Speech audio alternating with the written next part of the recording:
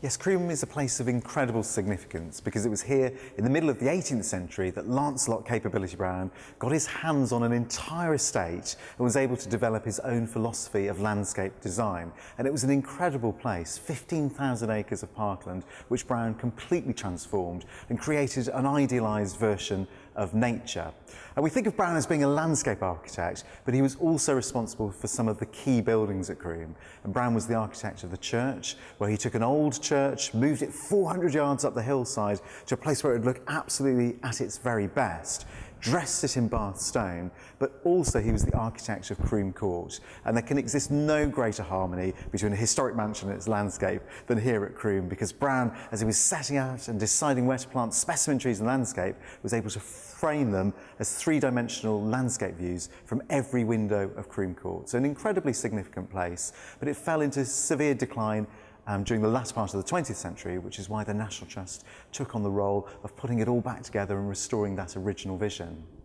Croome Redefined is a 5-year project. We started at the start of 2013, so we're currently coming towards the end of year 4. We'll finish next year, and it's a project that was in response to two things really: the need to carry out structural repairs and put in new services to Croome Court, but also it was about finding a new use and operating model for the building. So there's been a major building project as part of it, spent about £4 million, structural repairs and putting in a whole new services, including a ground source heat pump which powers the new wet heating system. But then also we've been testing new ways of working to come up with an operating model and a new visitor experience for the court. So having repaired the house and made it wind and watertight, and also put in a heating system for the first time that actually functions so we can control the environment in the building, we're now able to begin the return of the original collection. And most of it is dispersed. There was a great sale over 4 days in 1948, and some items from Croome are now in places like the Metropolitan Museum of New York. But about a fifth of the collection is coming back to the house, and our challenge is, how do you display historic items when you only have a few pieces from each room? So we're having to be quite inventive and involve creative partners in finding a new route to sharing a National Trust mansion. We've tested all sorts of different projects. Some have worked really well, others not so well, but that's fine. It's about actually testing and seeing what works as a visitor experience and developing our capability as a team and wider in the National Trust in how we work in those types of creative partnerships.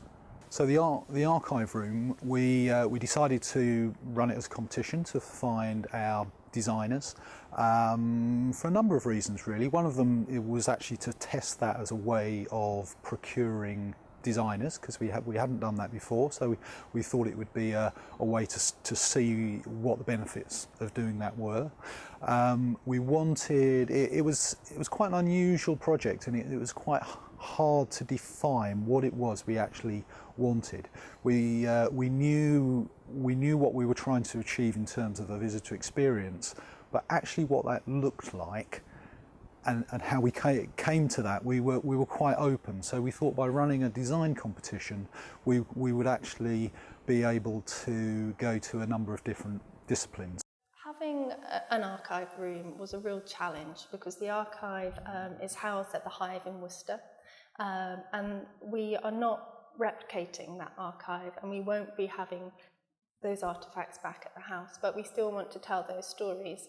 We want to tell them in a really imaginative, refreshing way. We launched the design competition at the early part of this year. We wanted to target audiences that weren't necessarily within our reach, and taking on the ethos of the 6th Earl, who supported Robert Adam and Capability Brown at the beginning of their careers. We wanted someone very much at the start. So we targeted postgraduates, graduates, and we also advertised in Design magazine. We were really amazed at the response that we had. We had 32 very strong applications. Across the process, we shortlisted it down to 2 groups, which came forward with a final proposal, which we put on public display as part of an exhibition to gain visitor feedback, you know, to kind of ensure that we're providing experiences that our visitors want.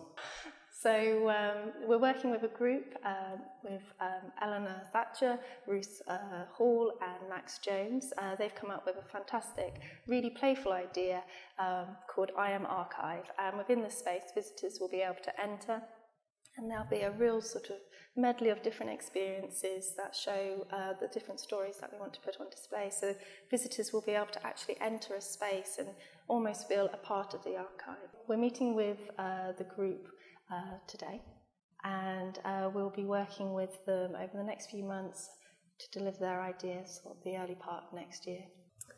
I suppose the big thing about us entering, we've been talking about working together for a while, and the way the brief was pitched, it was a perfect opportunity to cross over theatre design and architecture.